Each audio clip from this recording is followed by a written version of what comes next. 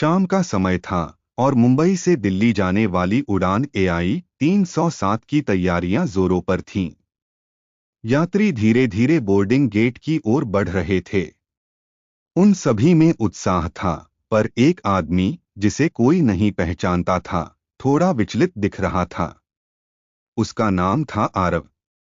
आरव हमेशा शांत रहने वाला आदमी था, लेकिन इस बार उसकी आंखों में अजीब सी बेचैनी थी। वह हर कुछ मिनट में अपनी घड़ी को देख रहा था, जैसे उसे किसी अनहोनी का इंतजार हो। फ्लाइट ठीक 7 बजे उड़ान भरने वाली थी और सारे यात्री अपनी सीटों पर बैठ चुके थे। फ्लाइट में लगभग 150 लोग थे, कुछ बिजनेसमैन, कुछ छात्र और कुछ परिवार। एयर होस्टेस ने सभी को सुरक्षा निर्देश दिए और विमान ने रनवे से उड़ान भर ली।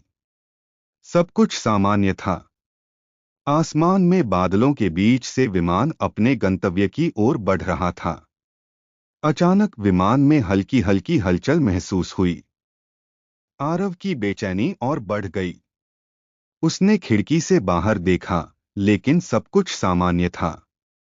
वह बार बार अपने बैग की तरफ देख रहा था। एयर होस्टेस उसे देख रही थी और उसे भी कुछ अजीब सा महसूस हुआ।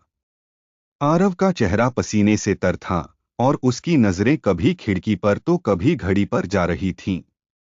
रात के करीब 8 बज रहे थे जब अचानक विमान के भीतर तेज रोशनी चमकी। यात्रियों ने चौंक कर एक दूसरे की ओर देखा। सबके चेहरों पर डर और सवाल थे। तभी कप्तान की आवाज आई, यात्री